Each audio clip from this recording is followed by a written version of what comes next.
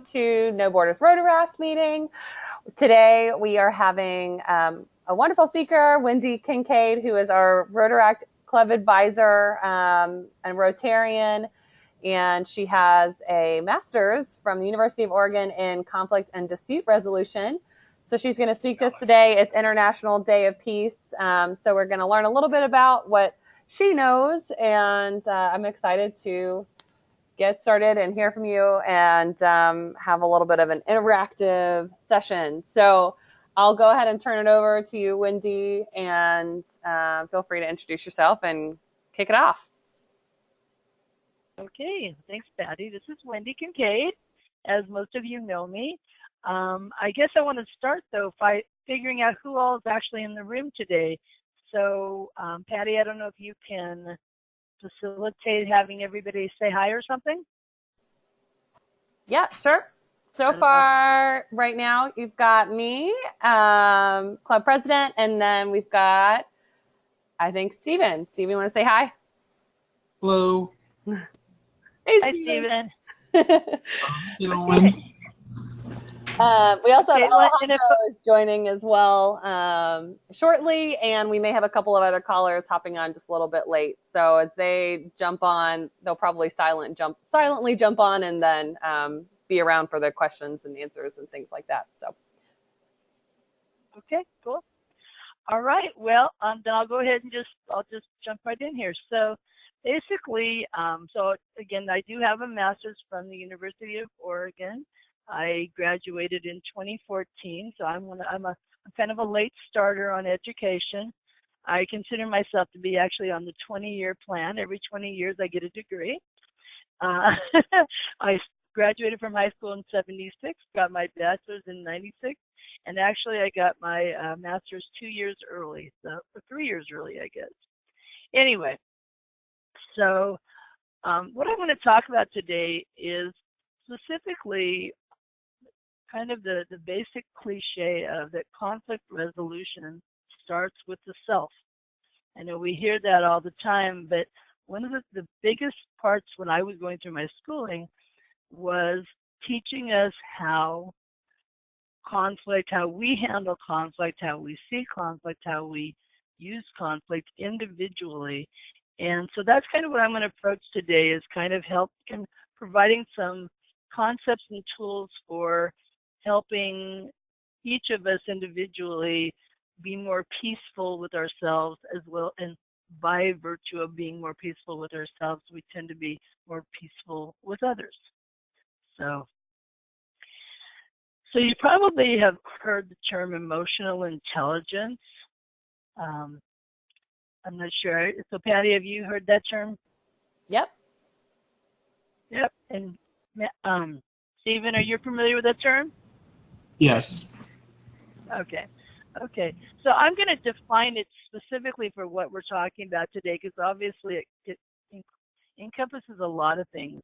But as related to conflict creation and conflict resolution, emotional intelligence is the degree to which a person is able to recognize how they themselves might be contributing to a conflict, and how well they are able to suspend their own reaction, their trigger, and to be open to gaining a deeper understanding of their own and others' perspectives. So that's kind of the definition that I'm working with. Any questions about that? No? Okay. So after we go through some of these concepts, we're going to talk about some techniques for practicing. So again, we talked about wanting to improve our emotional intelligence, but it's like, so how do we do that? And so there's some techniques that I'm going to talk about a little bit, which one of them is, again, working with nonviolent communication. And there's a practice around observing without judging. And that's if you can, again, something happens and you can suspend your reaction long enough to observe really what happened without a judgment. We're also going to talk about deep mindful listening. And these are, again, I have a practice that you can use to get better at that. And then the concept of elicitive communication, or Elicit of Dialogue, where conversations and questions are used specifically to increase understanding. They're not for any other reason but to increase the understanding of the person who is speaking. So, questions? All right. So I have a question for you though. So, is anything I've said so far about emotional intelligence anything different than what you think of when you think of emotional intelligence? Patty? Stephen, me, not much of a difference. I feel it's very similar to what you're saying.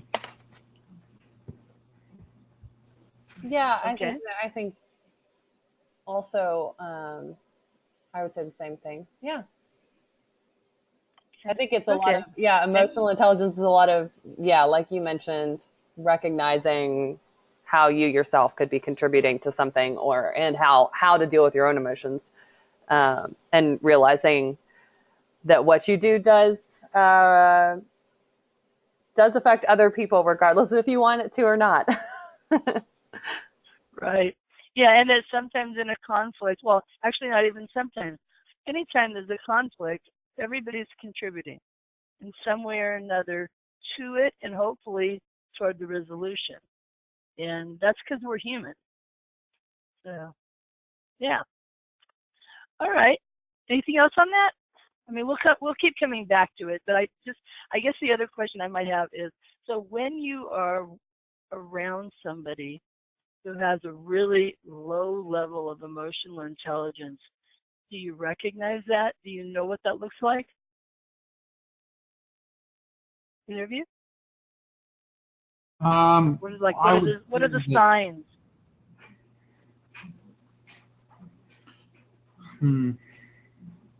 It's okay if you don't. I'm just wondering. I think a lot of it has to do with quick reactions, maybe just emotional reactions over things that maybe were taken out of context. There's that could be something to do with it, or taking things personally, maybe that probably were not intended to be taken personally. Those are normally my big red flags that go up. Yeah, so making assumptions about what you think is going on, and without stopping to say, wait a minute, maybe there's something else. So let me go on to the next. So emotional intelligence, of course, is a theory.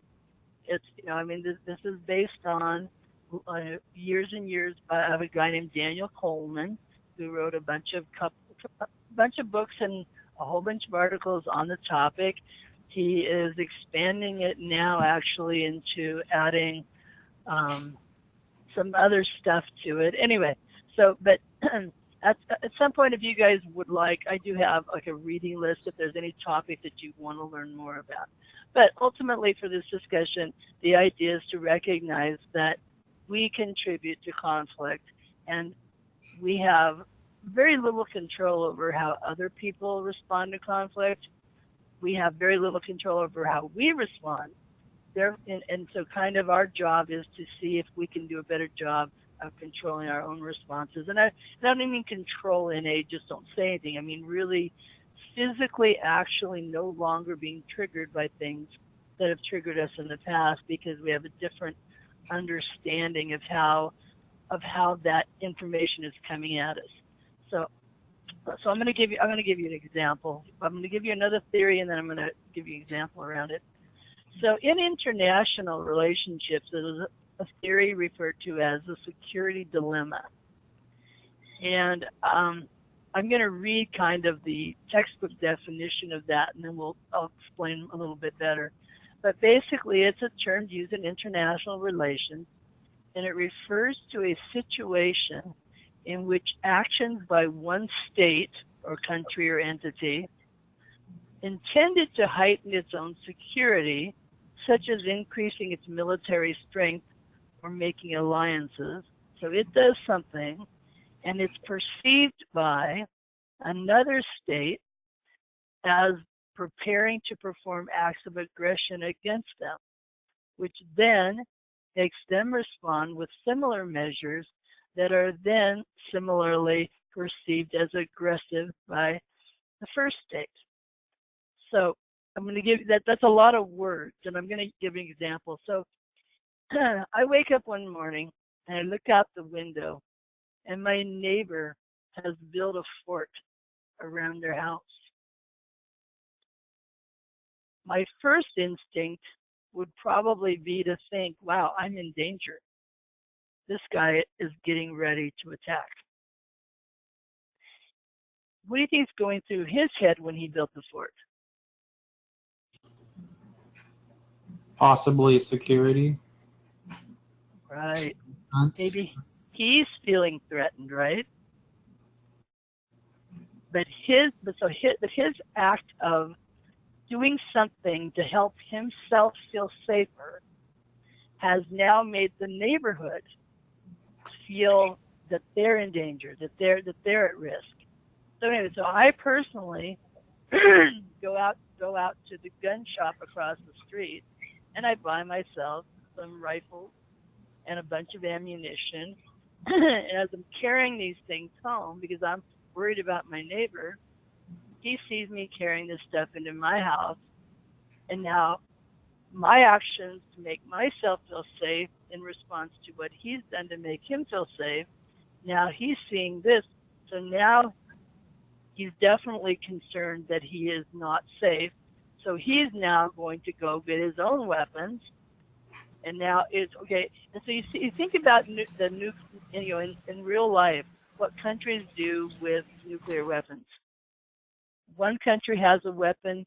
They say it's for security because they're afraid of another country. They say, we don't have any plans to use it. It's just for defense.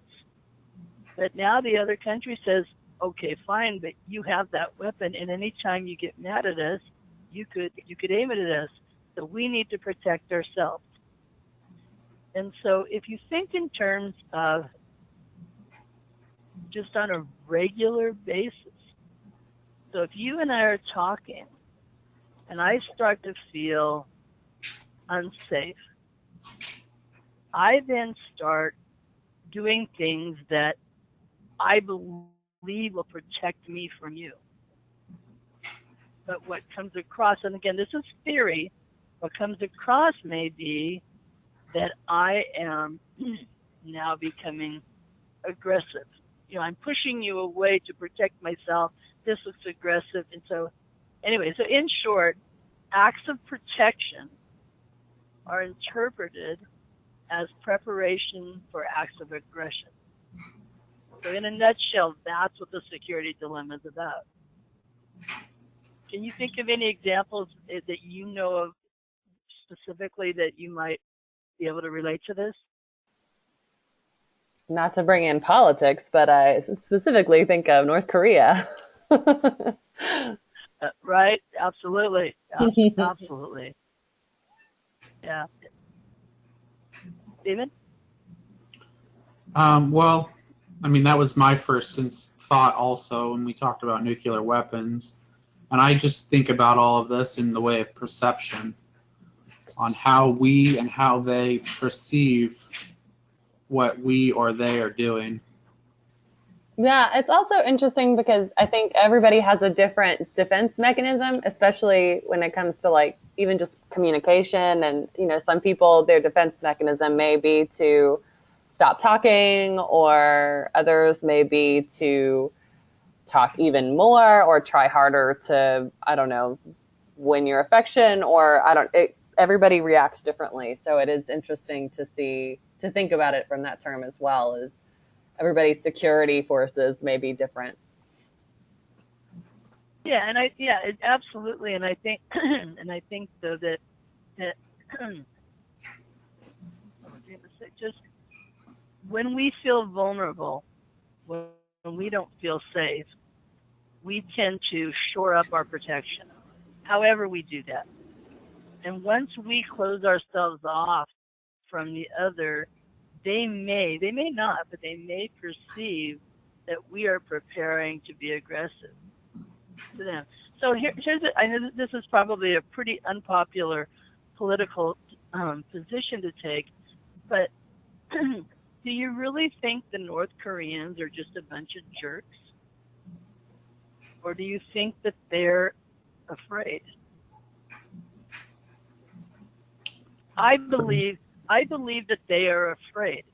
We as a country have made a lot of statements saying, if you do this, we're going to do this, and we have been hanging out and being friends with what they perceive to be their biggest danger, which is South Korea.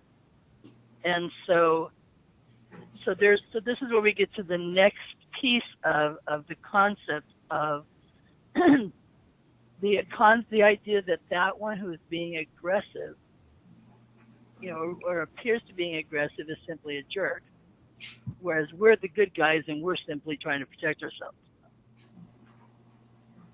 So, anybody want to venture an opinion of the North Koreans? You don't have to.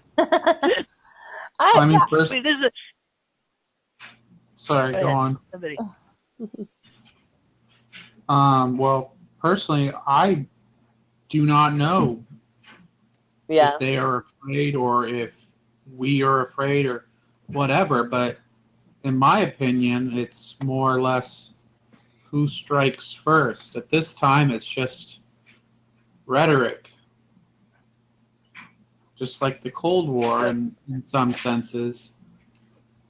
Yeah. But there's a couple of terms in reference to striking, and there's preemptive, okay, which is the idea that I think you're going to attack me, so I'm going to attack you first. Right. Whereas if one of the parties is taking that attitude, we could end up in a war that nobody wanted. So just to complete the definition of the security dilemma, basically this cycle, it's basically referred to as a spiral model, so it's cycle. And this cycle produces increased tensions and conflict even when no one really wants it. So the idea that somebody wants to go to war, anyway. So let me just go on to the next piece of this, just to kind of add to kind of shifting through that.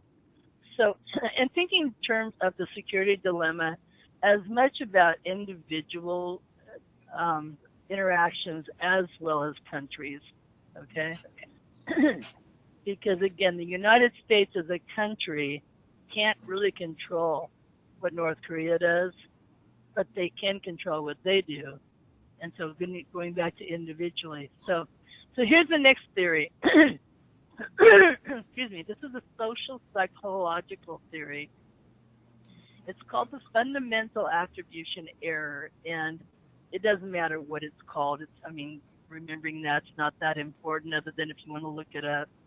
But basically, it's the tendency of an individual to place an undue emphasis on the internal characteristics of another to explain the other's behavior in a given situation, rather than considering the external or situational factors.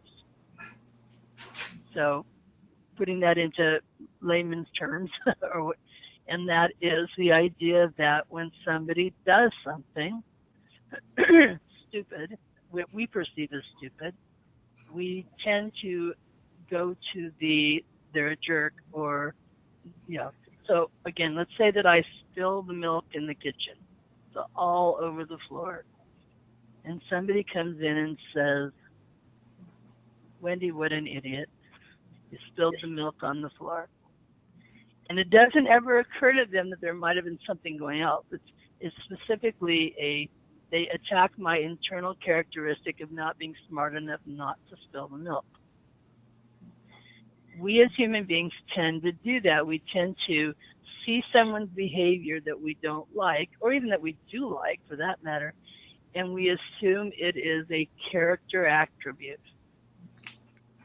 So again, going to the North Koreans, we don't look at the situation. We just look and say the North Korean president is a jerk, and he may be. So don't misunderstand me. He may be, but we aren't. We don't think beyond that. So, kind of switching it the other way. The kind of the flip side of this is what's called an actor-observer bias, which is that we as people tend to overemphasize the role of a situation when we do something. So again, the milk got spilled, and I say it's not because of me, it's because the cat came running in and jumped on my back at the same time that the dog tripped me, and the fact that I was holding the milk with with upside down in the first place has nothing to do with it. I wouldn't have spilled it except for the cats and the dogs. So in other words, so that's our tendency to recognize the situation and then overemphasize the situation rather than emphasizing, wow, maybe if I hadn't flipped it upside down, it wouldn't have spilled. So this is kind of, I'm hoping you guys can think of maybe an example where you might have, maybe even the last couple of days, assumed, just because we go there, assumed it was someone's character rather than a situation.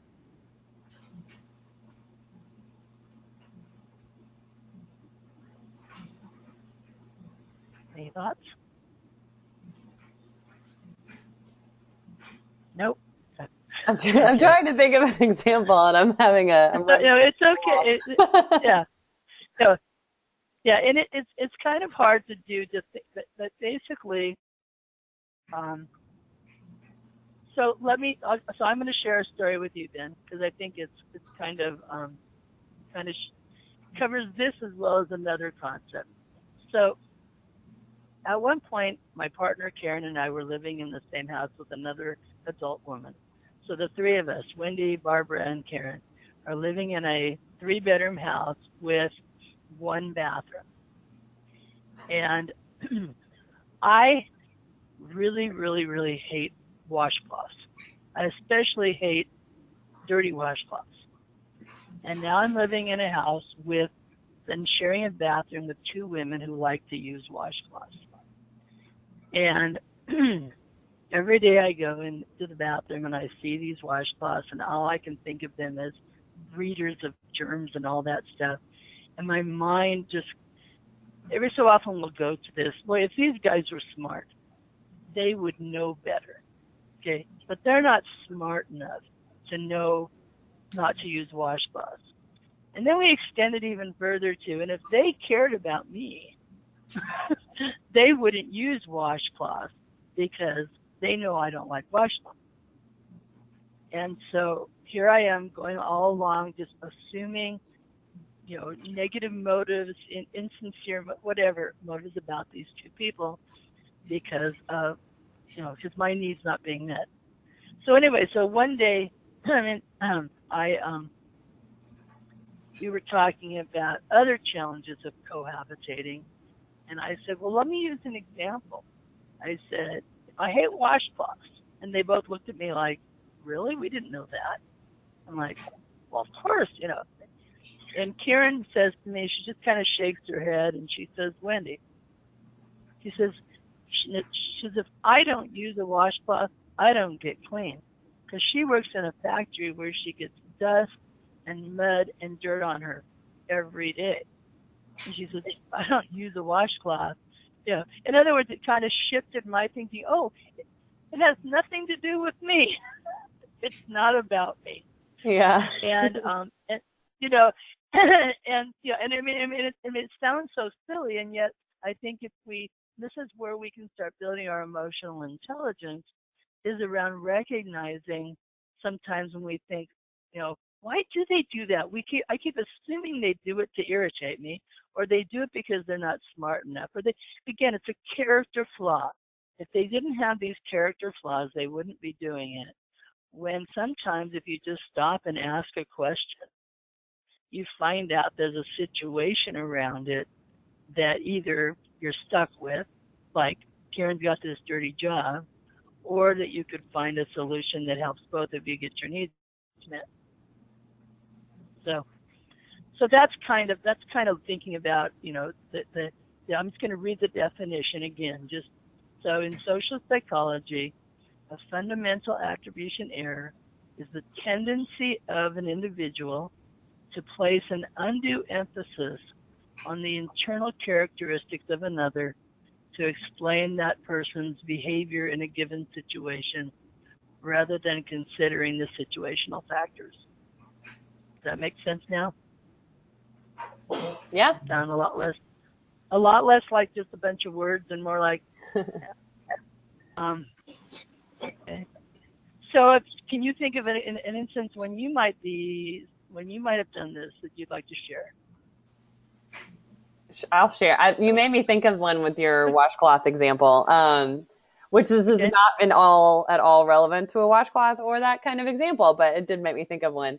So my high school reunion, 10-year high school reunion is coming up, and so I'm on a planning committee because I happen to still live close to my hometown, and somebody has decided to throw a separate high school reunion party on the same day, even though they knew that we were already planning this and had been planning it for a while now.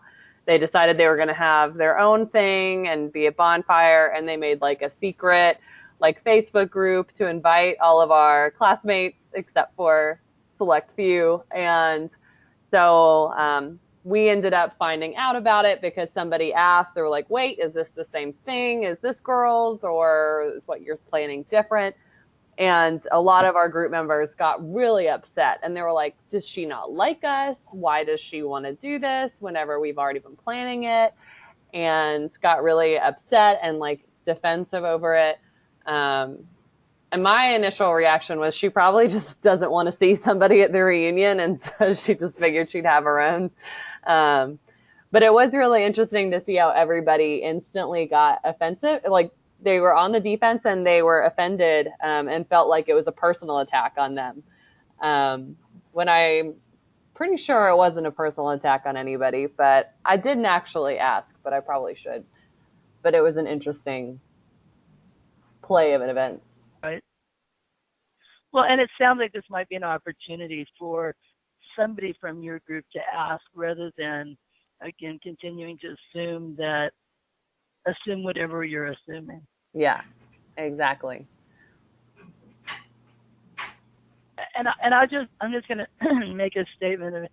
So, as a mediator, which I've been doing now for 6 years, if I didn't learn anything, the one thing I really learned is that people make up stories about why people do things, and we all do it, but we're almost always wrong.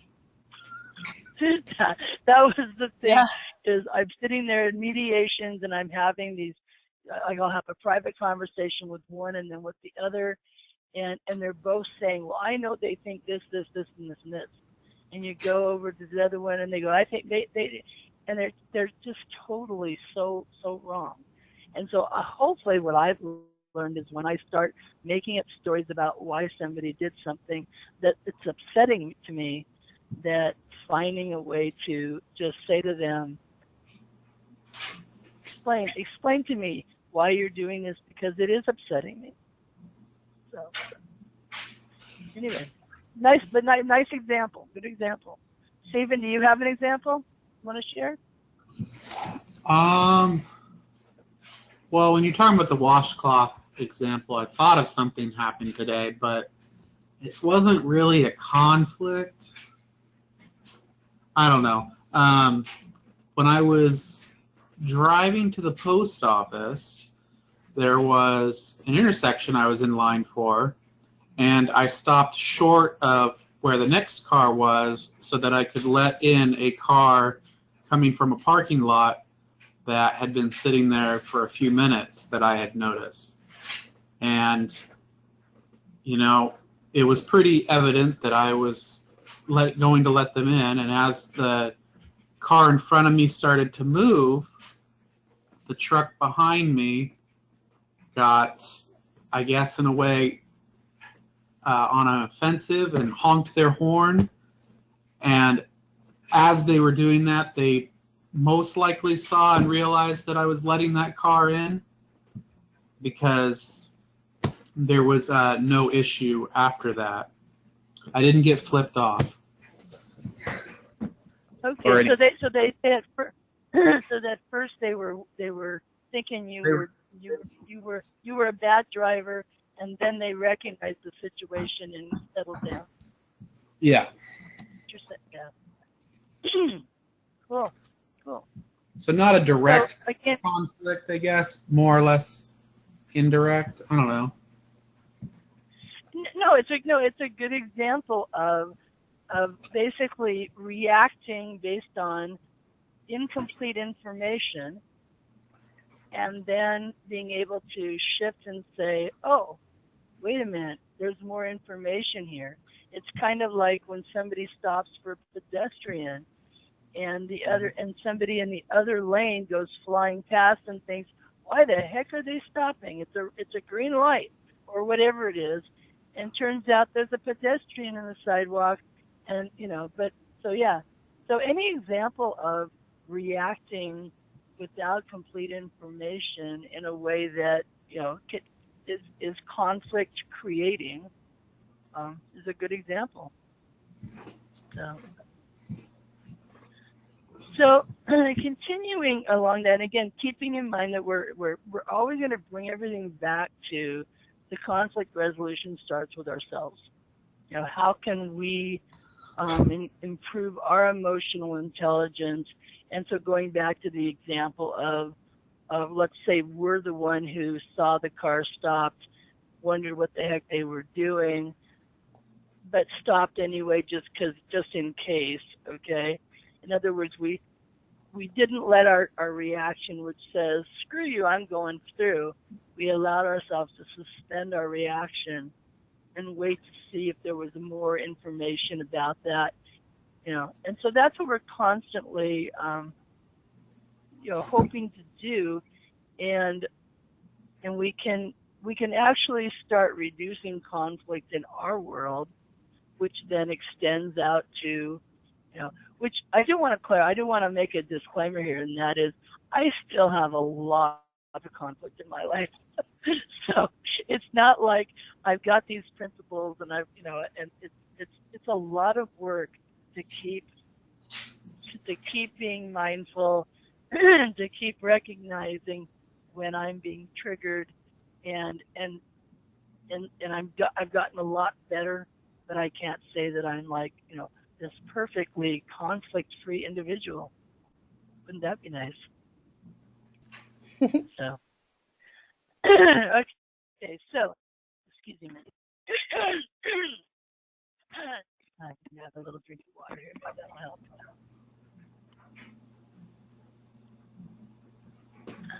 So, I don't know how far I'll get with this, but there are kind of 4 things that I'm going to kind of introduce as ways to start increasing your emotional intelligence, which ultimately will reduce the conflict within your life. And it won't again, it's not just a matter of learning how to keep your mouth shut. It really is about learning that when you keep your mouth shut, you learn something and things go much better than they would have had you been triggered and spoke out. So one of the things, so the 4 things that we're going to talk about, depending on how far we get, is the first one is deep mindful listening. The other one is mediation practicing mediation communication style, okay? We're going to learn about elicit of dialoguing. And then I'm going to talk a little bit about Marshall Rosenberg's Nonviolent Communication, NVC. And so but they all kind of interact with each other, but these are actual practices that you can do. So starting with deep mindful listening. And we have these terms of active listening, and then there's all sorts of types of listening. And I want to talk about that. This is not active listening. Active listening includes really asking questions, and basically it's a dialogue. Deep mindful listening is just that, listening. You're not listening to figure out what you want to ask questions about. You're not listening to share your own. You're simply listening to the other person. Period. And I'm going to give you a story about that in a minute if I can ever get my throat cleared. So I decided to put together a program for mediators on how to improve your listening.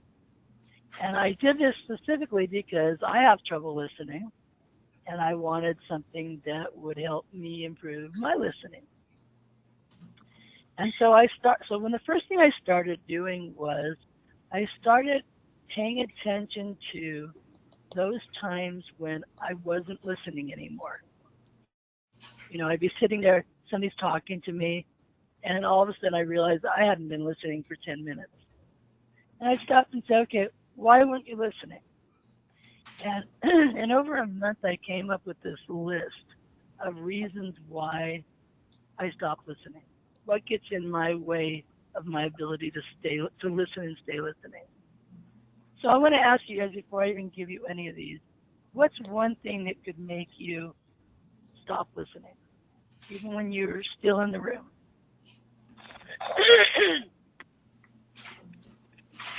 The first thing that came to mind was my phone going off, or like a text or something coming in.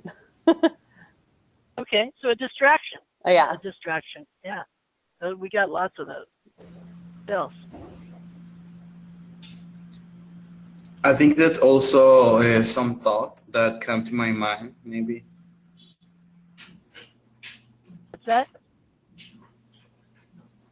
So just a thought that comes to your mind. Yeah. Yeah. Okay. Yeah, just something else. Or they say something that triggers something else. Okay, yeah. Something you not want to hear. Okay. Yeah, something you don't agree with is another good one. I don't agree, and so I'm not going to listen anymore. I'm just going to think about what I believe. Yeah. So I'm going to go ahead and I'll read you. I actually have a whole page of these, and they're not even complete. But basically, I divided them up into physiological or internal things, like I'm hungry, I'm thirsty. Okay. I'm tired, I'm sleepy. I got to go potty. Those kind of things. The other one is the state of mind. So I come into a conversation, I'm already angry, I'm already upset, I'm overwhelmed, I'm thinking about other stuff, other priorities are on my mind. Okay, they're talking about something that's triggering me. Okay, although that's a reaction. Personal bias. The speaker's preachy. The speaker's self-deprecating. I hate self-deprecating, so this is my list. Okay, the topic isn't comfortable, or the topic is not interesting to me. Okay, or I disagree. So those kind of things. Environmentals that are external, again, like you say, phone calls, text messages, Facebook, Twitter. People come in and interrupt the conversation. There's loud noises going around, or loud people.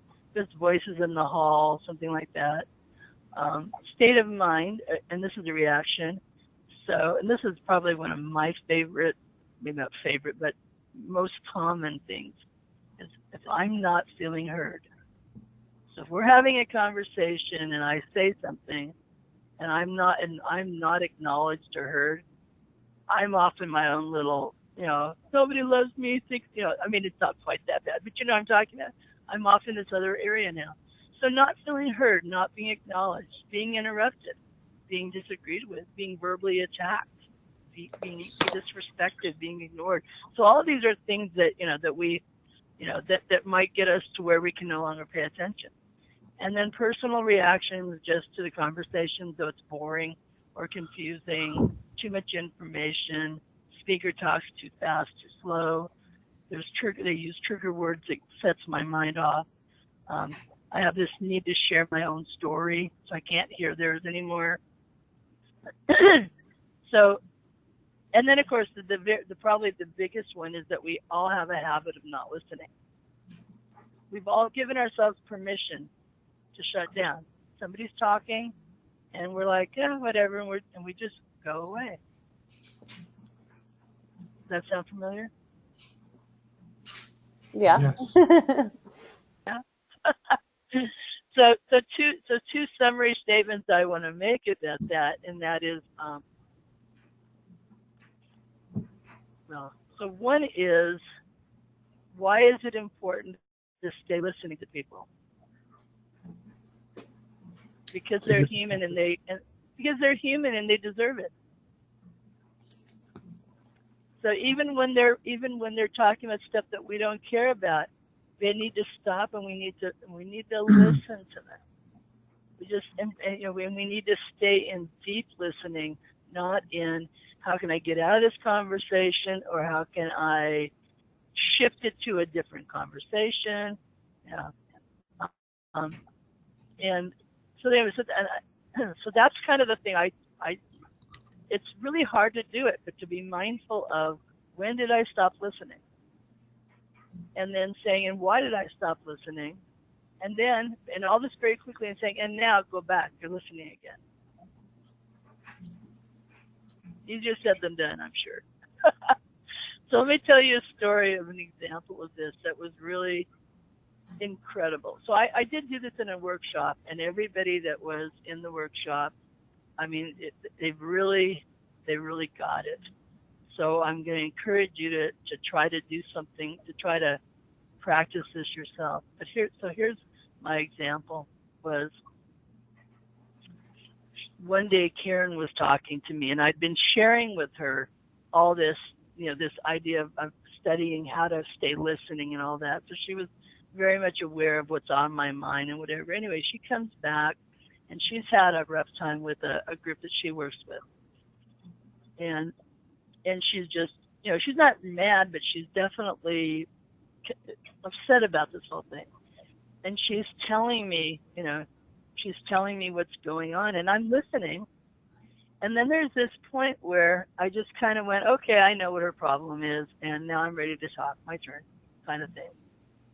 But I'm not being rude. I'm not interrupting her. I'm just, kind of in my little dazed stage, waiting for my turn.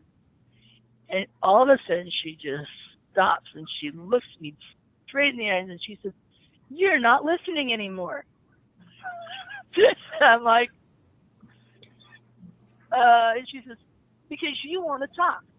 And I'm like, I said, "You're right." I said, and I brought myself back, and I totally engaged in what she was talking about.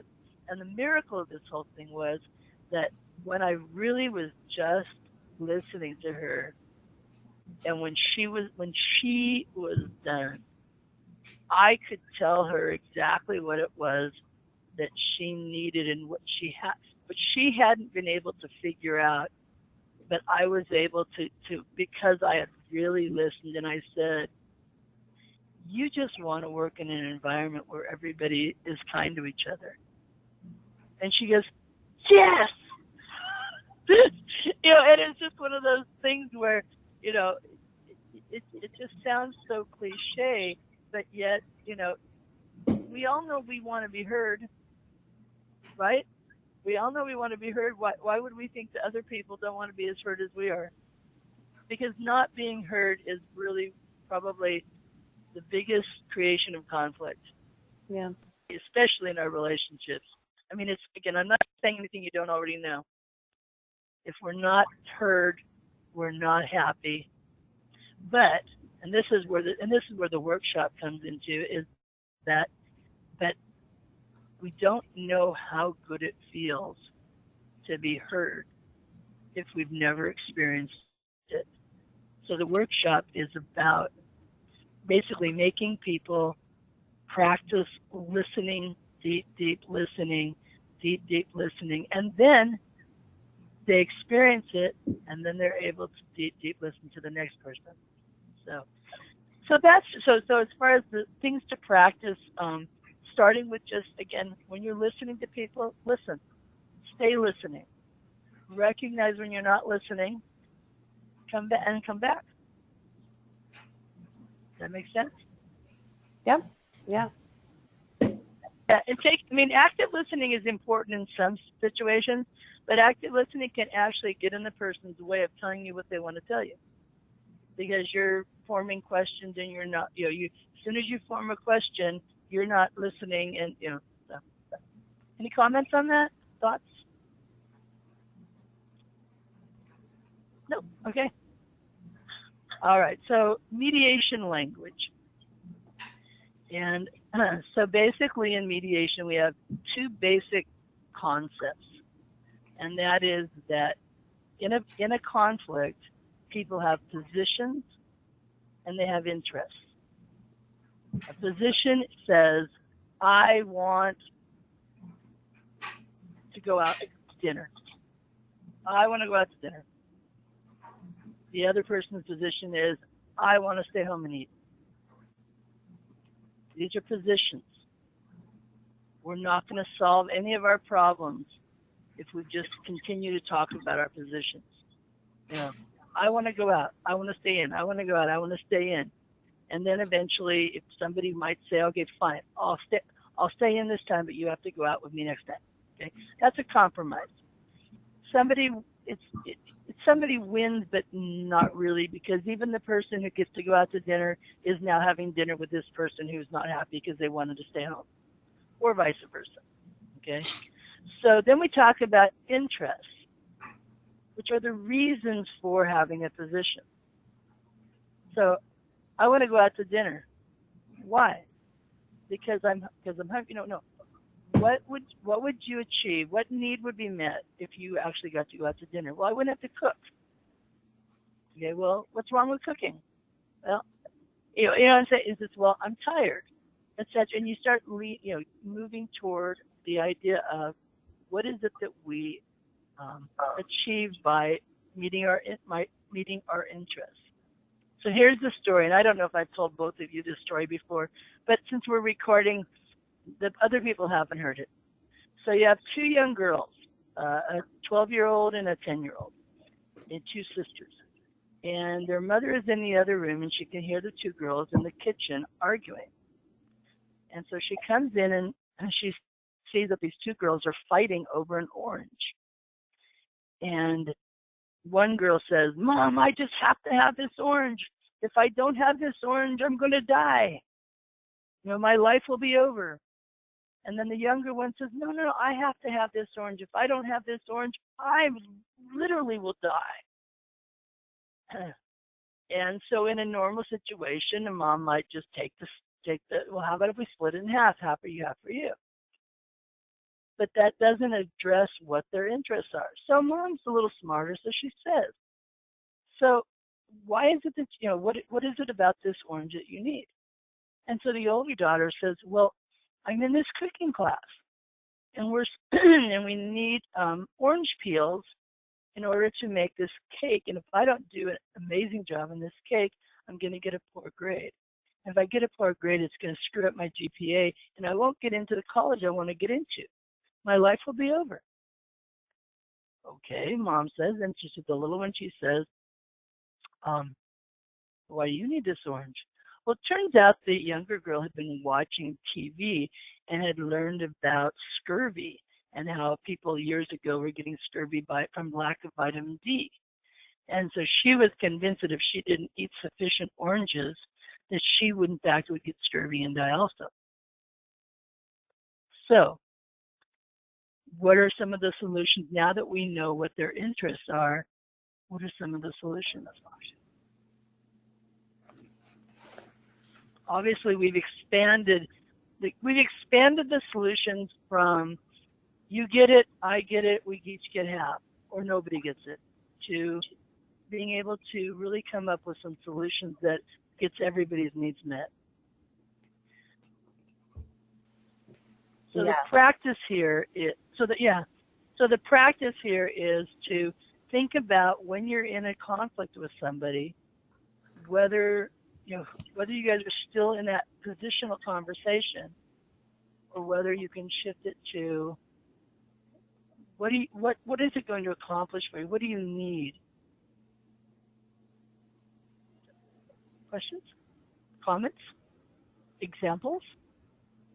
Well, like in my opinion, in this example, it's basically, instead of equality, giving half of the orange to one and half the orange to the other, it's more of an equity situation of who needs what and how can we give that to them. Yeah. Right. Helping people get their needs met. Because it looks like they don't actually need the same thing, because one girl needs the peel, but the other girl needs the inside. So really all you have to do is peel it and they both get what they want. Yeah. And what looked like a finite solution. One pie, one solution. We all, turns out, like you said, they didn't even want the same thing. They thought they did. They thought anyway, so that's kind of, again, going back to recognizing for yourself, when you say, I really want this, to be able to stop and say, okay, what need is attached to this? And is there another way I might get my needs met? Or, that kind of stuff. So. Okay, we're almost to 8 o'clock. I know we started a little bit late. Are we okay going another 5 minutes, or do you want to tighten it? I'm okay on 5 minutes. Let me know. Yeah. Okay. Yeah, me too. All right, cool. That will give us a chance to just cover the other two. So Elicit of Dialogue is basically using questions to increase understanding. So I'll give you a really fun example. So I actually I taught dialogic principles, which are non-judgmental, non-hierarchical conversations to 6th graders. And I was trying to teach them about elicit of dialogue, how to, when you hear something that you think couldn't possibly be right, how to suspend judgment and then ask questions to help you get more information without being judgmental. So the example I used for them was, I said, okay, I like sipping sand through a straw. And of course, there's 25 kids looking at me, and I actually did this 4 times, 25 kids each. And they're all staring at me like, and they're getting grimaces on their face and whatever. And I'm like, okay, now ask me some questions without making me feel bad about myself, but helping you understand why I would like to sip sand through a straw. And I don't remember all the questions, but they were all, they were trying really hard to say, so how long have you been doing that? And then, anyway, but one person finally said to me, how does it taste? And I went, ew, I don't eat it. And then they all kind of was like, oh, they had made an assumption that if I was sipping sand, that I was eating it. And once I was no longer eating it, then they were willing to hear me explain what I did and why I did it. And really, there was no reason to do it, just that I thought it was fun. So that's kind of just a funny example, but basically it's the idea of when somebody, like if we all probably know conspiracy theorists out there. And when somebody says something crazy to you, what do you say that helps you understand where they're coming from, rather than tells them that they're nuts? Try to get more information. Yeah. So I have a chart here. I'm going to basically, so just in kind of a general thing. So questions that are elicitive evoke or draw out. They come from a place of curiosity. I'm truly curious. Explain to me. Okay. They're open-ended. Again, tell me more. Okay. You cannot answer these questions with a yes or no. So they're basically, you're asking, so what are your thoughts on this? What might this, so basically it's very open, and it doesn't put a judgment or anything. Versus what we usually use are prescriptive questions. they were basically telling or explaining or direct. So the questions are closed, like, you know, don't you realize that that's an awful idea? Don't you know that you could get sick from eating sand? Okay. It comes from a place of knowledge. I know the answer. You don't. I'm going to tell you the answer. It assumes the person who's asking the question is an expert and the person being asked the question is a novice. Okay. And of course, there's this judgment. So, you know, it may require a yes or no answer. So that's another thing you can practice is, you know, and this is one of the hardest things to do. We don't practice it very often. And it's really not just an act, it's an attitude. It really is an attitude that says, when somebody says something that I don't get, I just need to be curious and need to learn more. Try not to make that judgment, and it's very hard. You try not to make it. Okay. Have either of you done any studying or work on nonviolent communication with Marshall Rosenberg? Nope. No. All right. So there's a practice that, and it's actually, again, I'm just giving you guys kind of the beginnings of these things, and there's, you know, it can expand, but kind of at the beginning of NVC is the concept of being able to observe behaviors without being triggered and without judging. This again goes back to the how do you increase your emotional intelligence is when somebody does something that does in fact annoy you. I mean, it does annoy you. And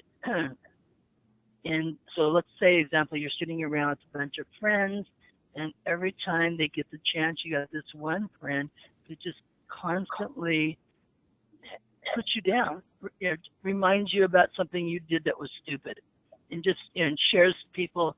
Now, remember when you were 3 and you did this, and they just constantly do that. They constantly bring up these stories, and it's really annoying, and it's really upsetting to you. And you've asked them to stop. You've told them, cut it out, cut it out, cut it out, and they don't stop. So the question to start, so the first step of this is, how do you describe their behavior without a judgment? You have an idea? You think of some way to say,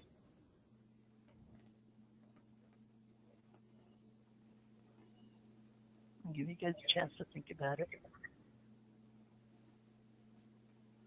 So I will give you an example then. So normally we would say, well, every time we get together with friends, you start doing that. That's judgment. Okay, it's okay.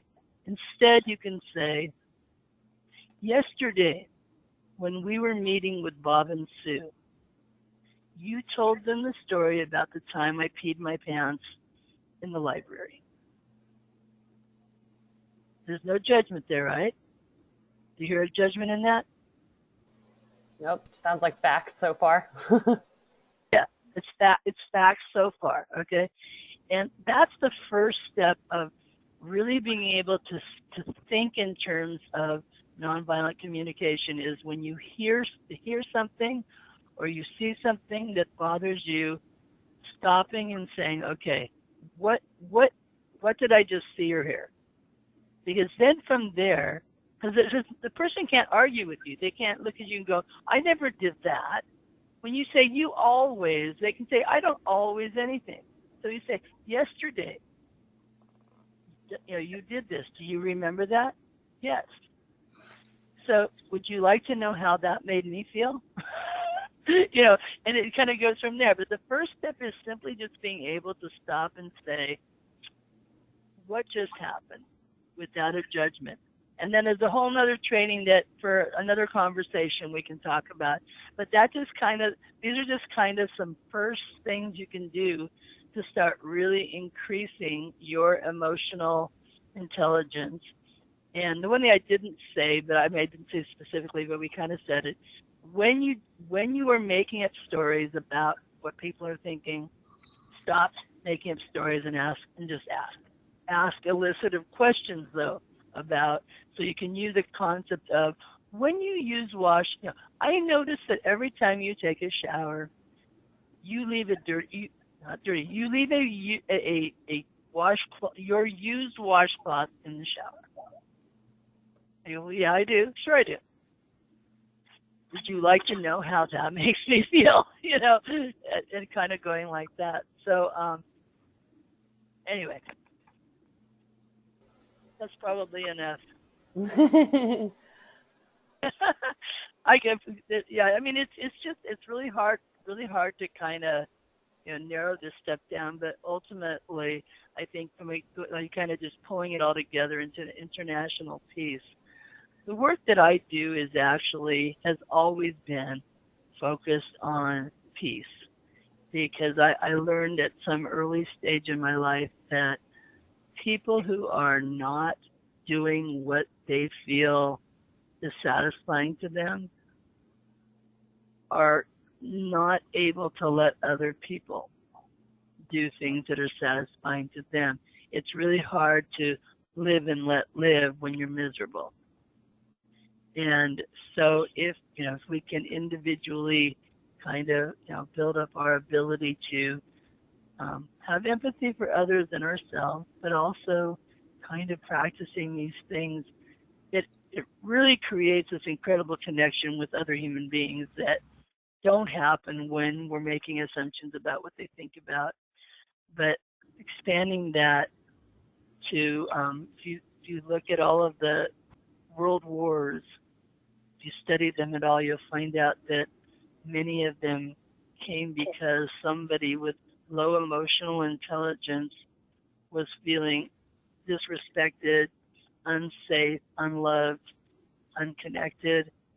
And while, as you mentioned, Patty, some of us use kind of different ways of dealing with when we're not feeling loved, like go crawl in our bed and hide and whatever. More of us are inclined to act out. It's kind of the lion with the lion with the thorn. You go to help the lion, and what they do, they kill you because they can't imagine that you would actually be helping, but really all they wanted was help. So anyway, that's enough mixing my metaphors. Well, I learned a lot. I took lots of any notes. other thoughts? Say that again? I said I learned a lot. I took lots of notes. Okay, good. I can send you the just kind of the outline of what I put together to talk about this, so you'll have that. Great. I wouldn't necessarily post it. You can decide, because it's really just, it's not fully encompassing, but as a supplement to the audio, to the recording, it might be good. So. Cool. Okay. Well, I'm glad you learned some stuff. Yeah, I appreciate you taking the time to talk with us, Wendy. It's been great. Thanks for asking me. I enjoyed doing it. Wonderful. Well, I'm going to go ahead and close our recording right now, and I'll post this to the next online meeting.